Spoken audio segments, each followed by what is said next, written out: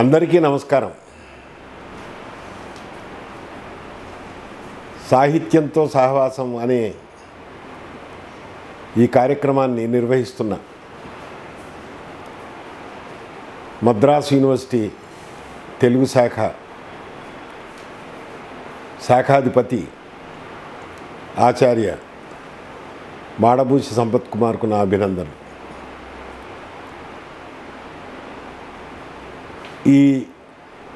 ఈ కార్యక్రమం విలువైందిగా మారాలని నా ఉద్దేశం.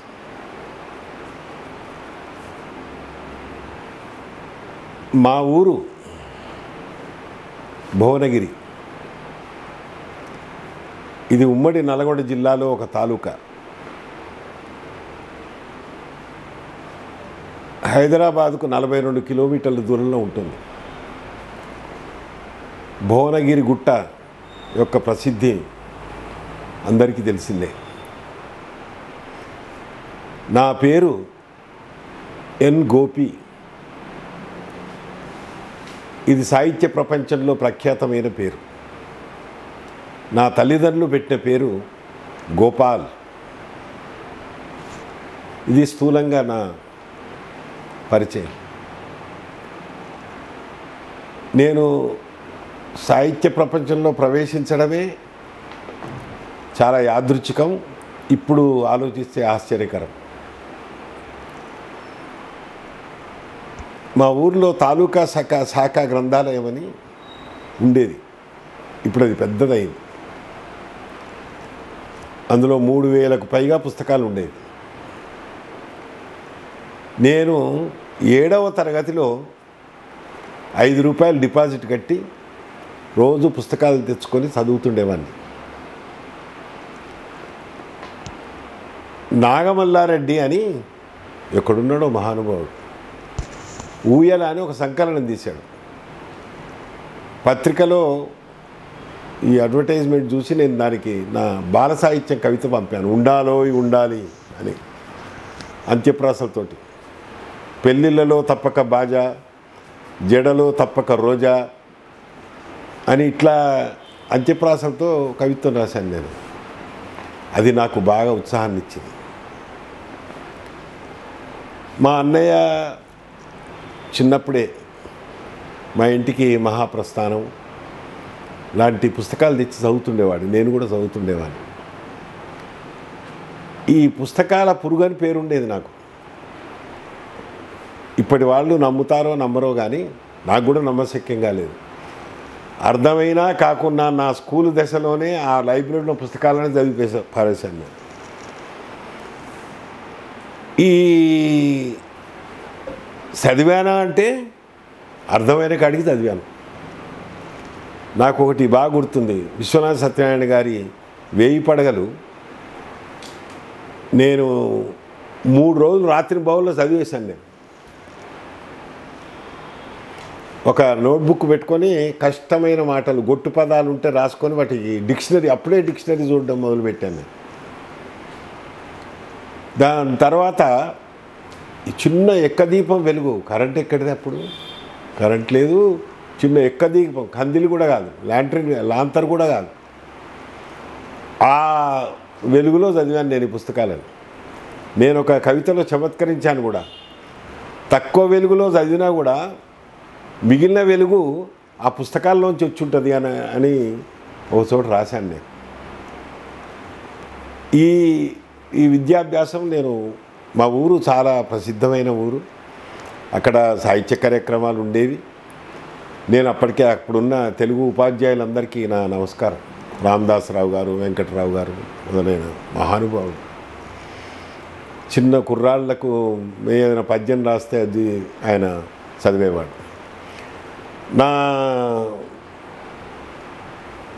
అప్పుడే నారాయణ రెడ్డి గారిది స్వప్నభంగం అనే ఒక కావ్యం, చిన్నది గేయ కావ్యం చదివాను నేను. దాని వెనుక అడ్రస్ చూసి ఆయనకు ఉత్తరం రాశాను. ఏమి గేయ కావ్యం అంటే మామూలు కాదు. నాకు రెక్కలు మొలిచినవి పిలిచినవి పయోధర బరం మల్లాడ తరుణ తారలు నన్ను తారలో తారలను తలదన్ను అక్షరస్థరుణులు నా గుండె తలనిమిరినట్లాయే. ఇది చాలా ధారాళమైన శైలి. తర్వాత తెలుసుకున్నాను ఇది పద్యగంధిలమైన గేయం అన్నమాట ఆయన రాసేది. ఆయనకు ఉత్తరం రాసేవాడిని, ఆయన నాకు జవాబులు రాసేవాడు. అంత చిన్న కుర్రాడికి 8th 9th క్లాసులో కుర్రాడికి ఆయన అప్పుడు బోడంత కీర్తి రెక్కల మీద వెళ్తున్నాడు. పగలే వెన్నెల జగమే ఊయల పాట వచ్చే రోజులకి ఆయన నేను ఉత్తరం రాసేవాడు కార్డ్స్. ఆ కార్డ్స్ నాకు ఇప్పటికీ నా పెట్టెలో భద్రంగా ఉన్నాయి. ఆయన స్వహస్తాలతో రాశాడు. చాలామంది నేర్చుకోవాలి ఇప్పటి వాడు. ఓ చిన్న కుర్రాడు, స్కూల్ కుర్రాడు ఎక్కడో, అదొకటి చాలా బాగా గుర్తుంది. దాని తర్వాత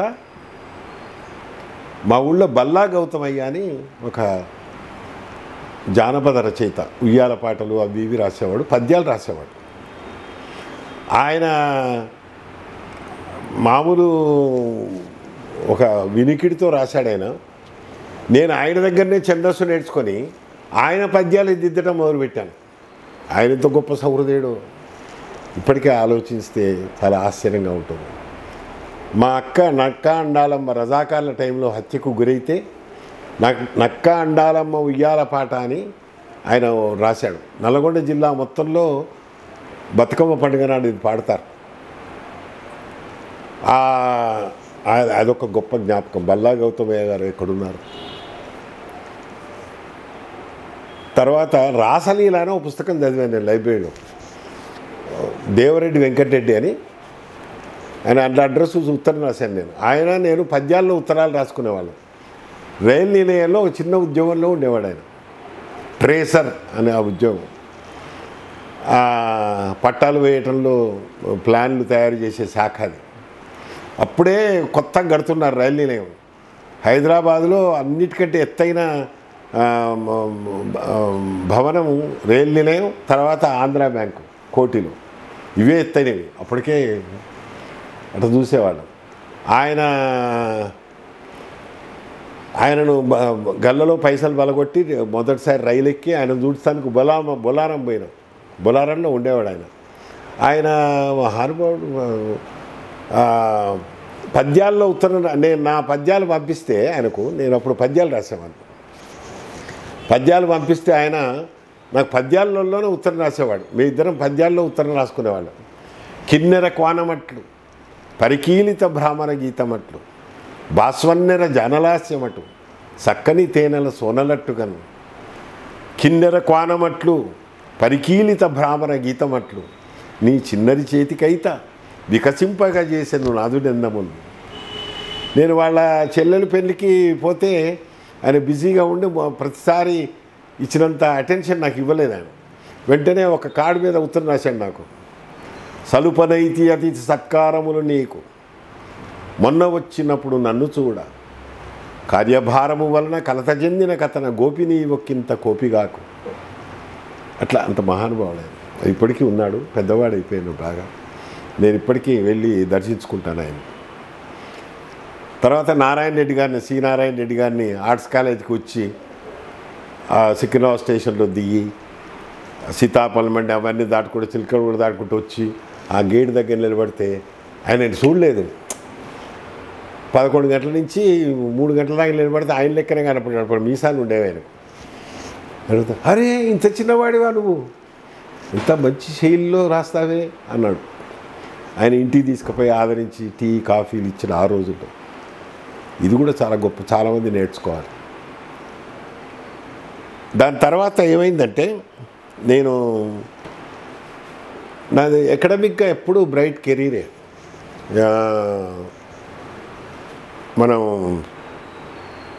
12th క్లాస్ అనేవాళ్ళు అప్పుడు, మల్టీపర్పస్. అందులో అద్భుతంగా ఫస్ట్ క్లాస్ పాస్ అయ్యాను. పాస్ అయిన తర్వాత నాకు ఇంజనీరింగ్లో సీట్ వచ్చింది.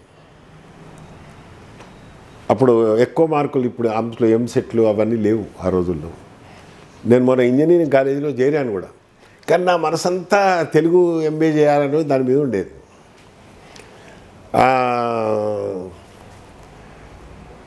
ఒక నెల చేశాను. చేసిన తర్వాత నాకు ఎందుకో తెలుగు ఎంఏ చేయాలి. తెలుగు ఎంఏ ఎందుకు చేయాలంటే నారాయణ రెడ్డి గారిని రోజు చూడవచ్చు అనేది నా ఆకర్షణ. అందుకని నేను చేసి నారాయణ రెడ్డి గారి దగ్గరికి పోయి నేను ఇంజనీరింగ్ నాకు ఇంట్రెస్ట్ లేదు, బిఏ చేయను. బిఏ ఎందుకు అన్నాడు. కవిత్వం రాస్తున్నాను. కవిత్వం దాశరథి ఇంగ్లీష్ ఎంఏ చేసి కవిత్వం రాయలేదా? అదే అంటే నాకు మిమ్మల్ని నీ ఇష్టం. అప్పటికి లాస్ట్ డేట్ అయిపోయింది. దివాకర్ల వెంకటావధాని గారు పాపం ఆయన స్పెషల్ పర్మిషన్ తీసుకొచ్చాడు నా కోసం. అప్పుడు అడ్మినిస్ట్రేటివ్ బిల్డింగ్ ఇప్పుడు కింద ఉండేదన్నమాట. అప్పుడు అడ్మినిస్ట్రేటివ్ బిల్డింగ్ లేదు. ఆ ఎంఏలో చేరాను. ఎంఏ జీవితం బిఏ ఒక మహాకావ్యం. నా ఒక్కరికే గొప్ప గొప్ప వాళ్ళు చెప్పారు. దివాకర్ల వెంకటావధాని గారు, పాటబండ్ల మాధవ శర్మ గారు, చెలవచెల్ల రంగాచెల్ల వారు, పల్లా దుర్గయ్య గారు, సరే శ్రీనారాయణ రెడ్డి గారు, సరే నేను బిఏలో యూనివర్సిటీ మొత్తం 77,000 మంది రాస్తే, కాకతీయ యూనివర్సిటీ కూడా ఇల్లు ఉండేది. 77,000 మంది రాస్తే అందులో నాది 6th ర్యాంక్ వచ్చింది. నాకు నిజామ్స్ గోల్డ్ మెడల్ వచ్చింది తెలుగులో ఫస్ట్ వచ్చినందుకు అప్పుడు. దాని తర్వాత ఎంఏ యూనివర్సిటీ ఫస్ట్ వచ్చాను. అందులో ఇంకో బంగారు పథకం గురజాడ అప్పారావు. ఇది ఎకడమిక్స్. ఇది నేను పద్యాలు రాసామని బాగా గేయాలు రాశాను ముందు. పద్యాలు మచ్చుకు మీకు వినిపిస్తాను నేను. ఒకరోజు పొద్దున కూర్చొని సాయంత్రం వరకు శశి అని ఒక శతకం రాశాను. నాకు ఉత్పలమైన చంపకమాలలు వేలు కొసల్లో ఉండేది.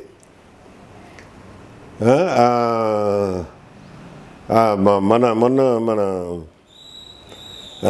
గుక్కను బట్టి సుక్కల పూలు పూచినవి సుందరమైన మొగుళ్ళ వాటిలో మక్కువ మీర కల్వచెలి మాటికి మింటి చూచుచుండే కైపెక్కిన కన్నులను ప్రియులకింపును గూర్చిన ఓఢలలను గుక్కను బట్టె కుర్రడు చెకోర సఖ కనిపించరాశసి నిండుగనొక్కసారి కమనీయ గృహణులు వెదజల్లి మాకు కన్పండువ చేసి ఎద్దటికి మాకు కన్పండువ చేసి కనుమాట అయిపోతివి ఎంతవారికి ఉండవే మోదఖేదములు ఓర్పు వహించటం ముఖ్యమైన శశి కౌగిలిలోన చీకటులు కాపురమును పొనరించుచుండ నీ రాగమదెట్టిదో మృదు విలాస మనోజ్ఞ విభాసిత ప్రభా భోగము గూర్తి వేపుడము పూజ్యుల లోపము ఎన్ని నుండి నన్ను దాగును ప్రేమతో ప్రజకు నందము గూర్చిన ఎప్పుడేసేసి మానుల చీరలుంచి పవమాన బలమున సంచరించు దుర్మానసుడైన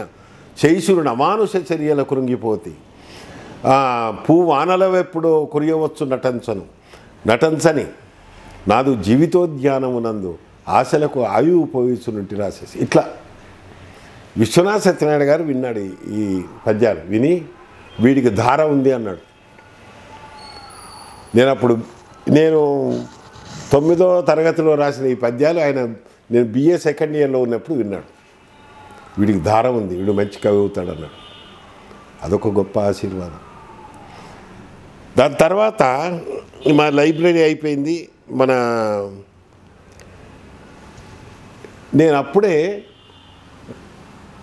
హైదరాబాద్కి వచ్చానమాట ఆర్ట్స్ కాలేజీలో బిఏలో చేరడానికి.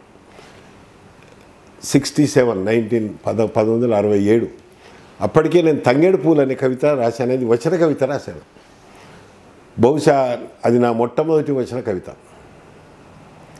తంగేడు పూలు అంటే ఒప్పుకోను బంగారు పూలు పొంగిన విచారాన్ని దిగమింగిన పూలు వెలగలిగిన గులాబీల కన్నా వెలవెలబోయే మల్లెల కన్నా వెలలేని ఈ పూలు మేలు తెలుగువారి బతుకమ్మల కమ్మని మొగాల వెలుగునింపు పూలు కాపు కన్నెల ముద్దుగొలుపు ముద్దకొప్పుల్లో కాపురముండే పూలు పేదల పూలు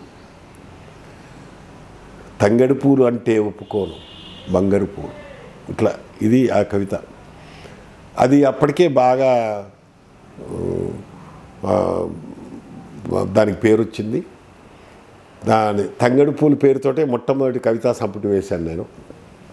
అది నా మొట్టమొదటి కవిత. దానికి చాలా దాకా తంగెడు పూలు గోపి అనేవాళ్ళు. నా అదృష్టం ఏమిటో కానీ నేను ఏ పుస్తకం రాస్తే కొన్నాళ్ళ దాకా ఆ పుస్తకం పేరుతోటే వ్యవహరించేవాడు. వేమన పరిశోధన చేసి వేమన గోపి, తంగడి పూలు అంటే తంగడి పూల గోపి, మైలురాయి వచ్చినప్పుడు మైలురాయి గోపి అనేవాళ్ళు అనమాట. అంటే అంత ప్రఖ్యాతి చెందటం జరిగింది. ఇది దానికి కృష్ణశాస్త్రి అవార్డు అని వచ్చింది ఆ రోజుల్లో. చిన్న కుర్రాడు, బిఏ సెకండ్ ఇయర్ అంటే చిన్న కుర్రాడే కదా, వచ్చింది. అదే టైంలో నేను ప్రజాకవి మన వేమన మీద పరిశోధన, ఇప్పుడు విద్యార్థులు పరిశోధకులు చూస్తుంటే నాకు అవి ఆ రోజులు గుర్తుకొస్తుంటాయి. వేమన గురించి మనకున్నది ఎంఏ పాండిత్యం. ఆ పాండిత్యంలో మద్రాస్ ఓరియంటల్ ప్రాచ్య లిఖిత గ్రంథాలయం ఉంది అక్కడ. అప్పుడు నా లెక్చరర్గా పనిచేస్తున్నాను నానకరామ్ భగవాన్ దాస్ కాలేజీలో. అప్పుడు నా జీతం 425 రూపాయలు. అప్పు చేసి 3 ఎండాకాలం 4-5 నెలలు మద్రాసులో ఉండి, అప్పుడు జెరాక్సులు ఇవన్నీ ఏమి లేవు.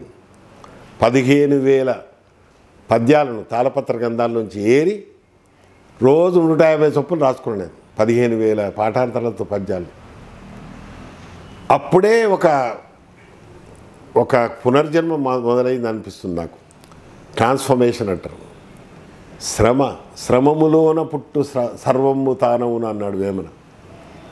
ఈ మన దేహంలో అన్నిటికంటే అందమైన ఈ చేతులే. ఈ చేతులతో చేసే పని మన మొత్తం జీవితాన్ని మార్చి పారేస్తుంది అని నాకు అర్థమైంది. సరే, వేమన గురించి చాలా ఎంతో చేశాను, రకరకాల. అదొక్కటే గంట సేపు అవుతుంది మాట్లాడాలంటే, అది ఆపేస్తాను.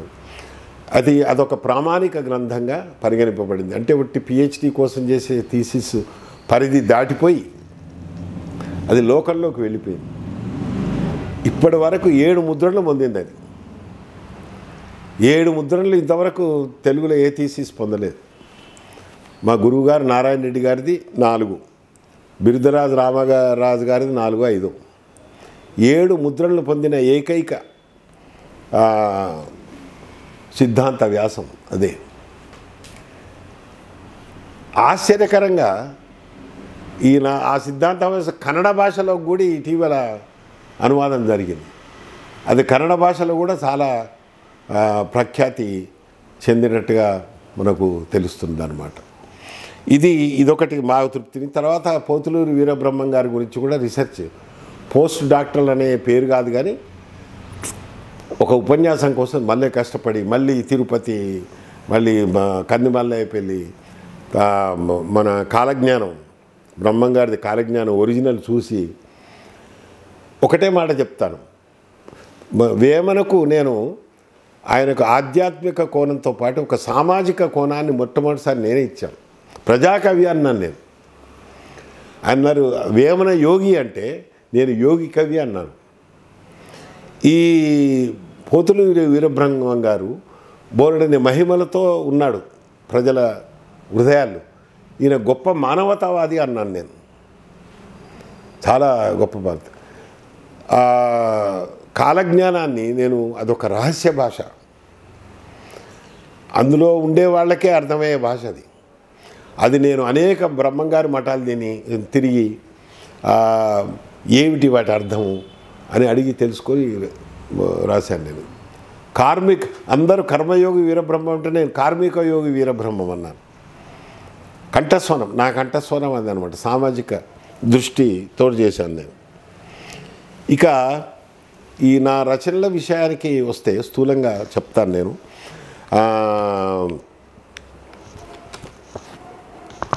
1967లో ప్రారంభించాను కదా నేను. అంటే బయట వాటి ప్రచురణ బయటకు వచ్చింది. చిన్నప్పటి నుంచి రాస్తూనే ఉన్నాను. ఆ పద్యాలు కూడా ఒక 500-600 పద్యాలు ఉన్నాయి. అవి ఇప్పటివరకు వేయలేదు. ఎప్పుడన్నా వేయాలి. మొన్ననే సప్తతి పూర్తి జరిగి ఉండాల్సింది, ఈ కరోనా వల్ల జరగలేదు. నా ఆత్మీయుడు రఘు వీటన్నింటినీ ప్లాన్ చేశాడనమాట. డాక్టర్ ఎస్ రఘు ఉస్మానియా విశ్వవిద్యాలయంలో అతను అసిస్టెంట్ ప్రొఫెసర్గా ఉన్నాడు. మంచి విమర్శకుడు, కవి. ఈ 1967 నుంచి ఇప్పటి వరకు కనీసం వాటి పేర్లు చదువుతాను. 25 కవితా సంపుట్లు వేశాను నేను. మొత్తం నేను రాసిన పుస్తకాల సంఖ్య ఇప్పుడు మీరు అడుగుతున్నారు కాబట్టి, మాడబూసి ఈ కార్యక్రమం పెట్టాడు కాబట్టి నేను ఒకసారి సింహావలోకనం చేసుకుంటే 25 కవితా సంపుటాలు, తంగెడు పూలు, మైలురాయి, దానికి కూడా free verse and front awards. నా అవార్డ్స్ ఆ రోజుల్లో ప్రతి పుస్తకానికి చిత్రదీపాలు, తెలుగు విశ్వవిద్యాలయం అవార్డు, వంతెన, దానికి సరసం అవార్డు అని సమతా రచయితల సంఘం అమలాపురం వాళ్ళు, కాలాన్ని నిద్రపోనివ్వను నా 5వ కవితా సంపుటి, దానికి కేంద్ర సాహిత్య అకాడమీ అవార్డు వచ్చింది. అప్పుడు కేంద్ర సాహిత్య అకాడమీ అవార్డ్స్ ఇస్తున్నదని తెలుసు స్థూలంగా, కానీ దాని ప్రక్రియ అంతా నాకు ఏం తెలియదు. అది వచ్చేదాకా నాకు తెలియదు. పేపర్లో నా పేరు చూశాను అంతే. తర్వాత నా 6వ పుస్తకం నానీలు. ఈ నాణేల గురించి నేను మీకు కొంత దూరం పోయిన తర్వాత చెప్తాను. ఇప్పుడే చెప్తాను పోనీ. నానీలు 1997లో నేను రాసిన చిన్న పద్యాలు, చిన్న కవితలు, వచన కవితలో భాగమే అవి. అనేక ఛందస్సు పరిశీలించి హైకులు లాంటివి, హైకు లక్షణాల్లో 17 అక్షరాలు ఉంటాయి. మనకు తెలుగులో అది బాగా క్లిక్ కాలేదు. హైకు అనే పేరుకుండే వ్యామోహం వల్ల అది ప్రసిద్ధికి ఎక్కింది, కానీ 17 అక్షరాల్లో మనం తెలుగు భావం పట్టదు. తెలుగు భావం అంటే క్రియ పట్టదు. తీగ మీద పిట్ట కిచకిచ ఇట్లా ఉంటుందన్నమాట, కానీ క్రియలు ఉండదు అందులో. కాబట్టి కొందరితోటి ఆగిపోయింది అది. నేను తెలుగు భావం పట్టాలంటే కనీసం 20 అక్షరాలు ఉండాలని నేను అనేక మన ఉత్తర భారతదేశంలోని ముక్తక ప్రక్రియను, మన సంస్కృతంలో ఉండే ముక్తకాలని, గాథా సప్తశతిలో ఉన్న వాటి అన్నిటినీ చూశాను నేను. చూసి 20 అక్షరాలు ఉండాలి. 20 అక్షరాలు అనేసరికి మళ్ళీ ఫిక్స్డ్ మీటర్, ఫిక్స్డ్ అనేసరికి మళ్ళీ కొంత రాజీ ఉంటుంది అందులో. ఫిక్స్డ్ కాకుండా కొంత వెసులుబాటు. ఇప్పుడు ఎట్లా మీకు అర్థమయ్యేటట్టు చెప్తాను. ఫిక్స్డ్ మన వృత్తాలు ఉన్నాయి మనకు, ఉత్పలమాల, చంపకమాల, అవి ఫిక్స్డ్ మీటర్స్ అన్నాడు సిపి బ్రౌన్ వాటిని. అందుకని అక్కడక్కడ భావం ఒక్కోసారి అటు ఇటు అయితే కనుక వాటికి వ్యర్థ పదాలు అవసరమైంది. పరగి, వనరు అని ఇట్లాంటి పదాలు పెట్టేవాళ్ళు అనమాట. ఇది అంటే ఫిక్స్డ్ మీటర్లో ఒక్కోసారి భావం దెబ్బతినే అవకాశం ఉంటుంది, కొంత రాజీ ఉంటుంది. చేంజింగ్ మీటర్స్ అన్నాడు ఉపజాతుల్ని, ఉత్పలమాల, చంపకమాల, ఆటవెల్లిది, తేటగీతి, సీస పద్యాలు, వీటిలలో 5 మన ఇంద్రగణాల్లో, మన సూర్యగణాల్లో ఎన్నుకునే వీలుంది, వెసులుబాటు. నేను ఆ వెసులుబాటును తీసుకున్నాను నానీలందు. నాని అంటే మన చిన్నపిల్లల్ని నాని అనం, మన నానిగాడు, నాని అమ్మ అని అట్లాంటిది అనమాట. సో ఆ నానీలు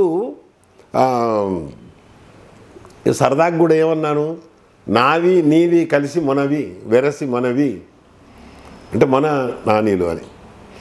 అది నాకు అప్రయత్నంగా వచ్చినాయి అప్పుడు. దానికి 4 పాదాలు ఉంటాయి. 4 పాదాల్లో మొదటి 2 పాదాలు ఒక అంశం, భావాంశం, యూనిట్. రెండవ సగం మరొక భావాంశం. రెండవ భావాంశం మొదటి భావాంశానికి సమర్థకంగానో, కొనసాగింపుగానో, వ్యాఖ్యానప్రాయంగానో, మరే రకంగానో అనేక కవి శక్తికి ఎట్లా చేస్తే అట్లా దాన్ని దిద్దుకోవచ్చు. ఉదాహరణకు హా అనిపించాలి రెండవ సగం అనగానే. ఎట్లా? దహనంలో కుడి చెయ్యి కాలలేదు, దహనంలో ఒక లైన్. ఈ పాదాలకు ఏమి వాడికి ఒక రూల్ లేదు, మొత్తం కలిసి 20 అక్షరాలు ఉండాలి. ఎక్కడ ఏది విరగాలనేది కవి నిర్ణయిస్తాడు. దహనంలో ఒక లైన్ అయిపోయింది, కుడి చెయ్యి కాలలేదు, రెండవ పాదం అయిపోయింది. దహనంలో చనిపోయినప్పుడు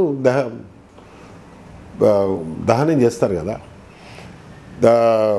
దహనంలో కుడి చెయ్యి కాలలేదు. కారణం దహనంలో కుడి చెయ్యి కాలలేదు, కారణం కలం పట్టిన చెయ్యి. వా అనిపించాలి, అది పంచ్, దానికి సరుపు అని నేను పేరు పెట్టాను. ఇప్పటి వరకు అది కార్చిచ్చులాగా వ్యాపించిపోయింది. అది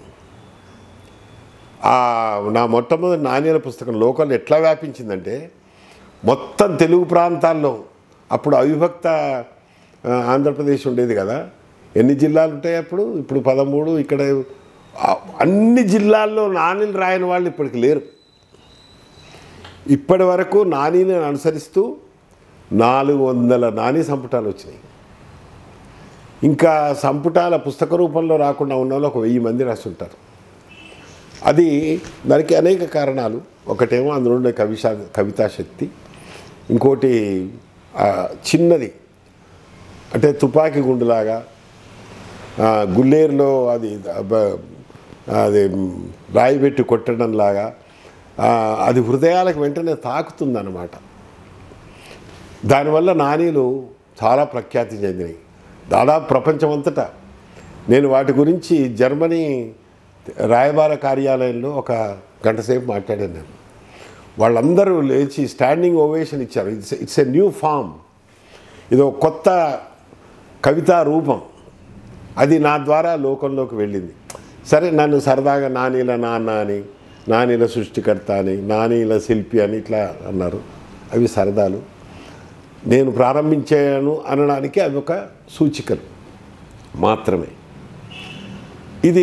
ఈ నానీలు చాలామంది ఇప్పుడు ప్రసిద్ధ కవులు అనేవాడు, కొత్తగా కవితారంగంలో అడుగుపెట్టిన పిల్లలు, లబ్ధ ప్రతిష్ఠులైన వయోధిక కవులు, తర్వాత మంచి కవిగా ప్రసిద్ధులు చెందినటువంటి వాళ్ళు చాలామంది